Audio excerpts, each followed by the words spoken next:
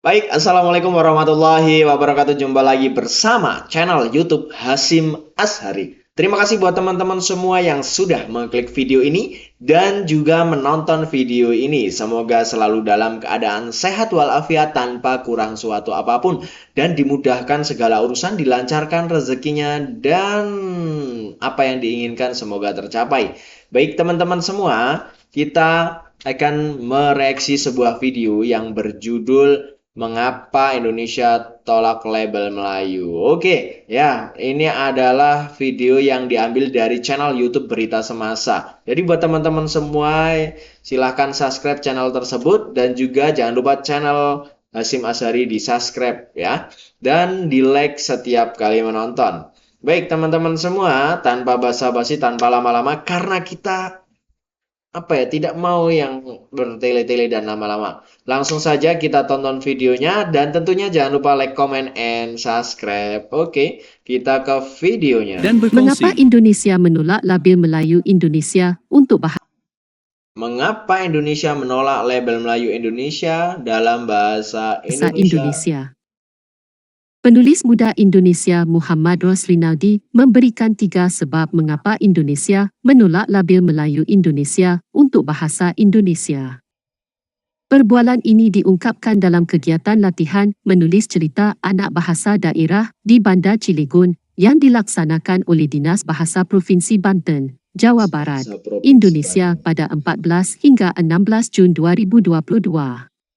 Inilah kenapa Indonesia menolak keras ketika ada label Melayu Indonesia.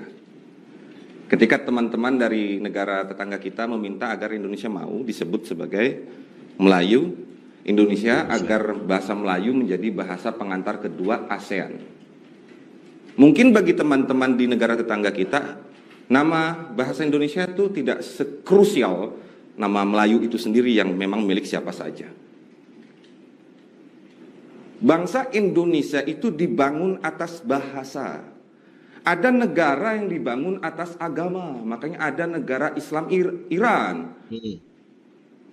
Ada bangsa dibangun atas ideologi-ideologi tertentu. Ada bangsa yang memang atas ras saja. Amerika misal. Makanya orang Indian nggak pernah diakui di Amerika walaupun bukan suku aslinya. Yang tinggal, yang suku asli yang tidak diakui. Karena Amerika membangun atas rasnya. Indonesia itu dibangun atas bahasa. Ya. Bangsa Indonesia itu dibangun atas bahasa. Pada tahun 1948 tidak ada pejabat di Singapura yang tidak meramal bahwa bangsa Indonesia itu akan pecah. Gila dari Sabang sampai Merauke. Bahasanya berbeda-beda, orangnya beda-beda, kepentingannya berbeda-beda. Tapi hingga hari ini ramalan itu semua gagal. Kenapa? Karena kita mendirikan bangsa Indonesia atas nama bahasa Indonesia. Maka tidak bisa diberikan label Melayu Indonesia. Alasan kedua, pada masa itu jumlah kosakata mungkin hanya puluhan ribu yang belum berbeda sama sekali dengan Melayu itu. Sekarang sudah ratusan ribu. Teh Anita tentu datanya lebih punya. Kalau saya datanya nggak valid, tapi jumlahnya ratusan ribu. Ketiga, sebelum ketiga, dari puluhan ribu ke ratusan ribu itu sudah menunjukkan perubahan signifikan dari posisi kosakatanya.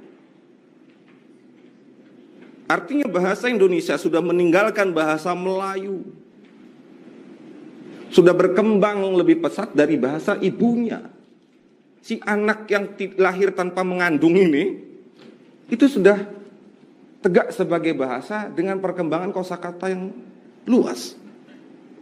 Ketiga, masing-masing negara itu dijajah, oke, kita gunakan kata jajah walaupun saya nggak suka, oleh negara yang berbeda. Malaysia dijajah oleh Inggris. Indonesia dijajah oleh Belanda. Bagaimanapun kolonial, kekuasaan itu selalu mengandung peranan terhadap bahasa. Makanya dulu zaman Belanda ada dewan-dewan bahasanya. ahli-ahli bahasa yang khusus mengurusi bahasa Hindia, Belanda, termasuk Melayu dalam kepentingannya sebagai bahasa pengantar internasional dan termasuk juga di Indonesia. Di Malaysia bahasa Inggris. Makanya ejaan di Malaysia dengan Indonesia berbeda. Di Indonesia penyerapan bahasa itu dari fonologisnya terlebih dahulu, ya, baru kemudian tulisan. Di Malaysia itu ikut saja, nggak pakai fonologis, ikut tulisannya, kemudian dieja sebagaimana bahasa Inggris. Itu semuanya serba berbeda.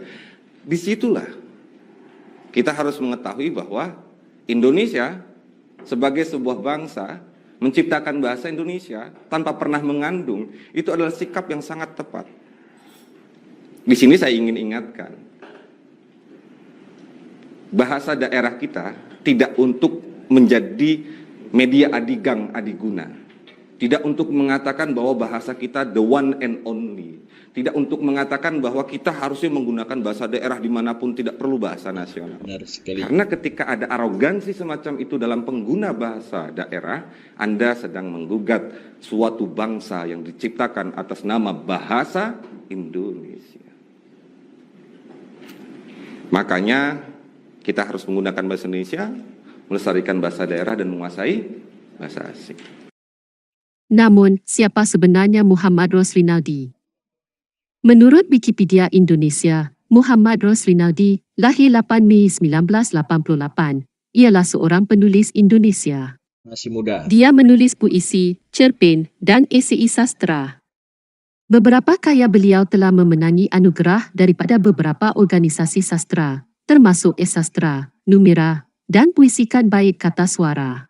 Mantap. Selain diterbitkan dalam beberapa antologi bersama dan antologi persendirian, karya Muhammad Ros juga pernah diterbitkan di media massa.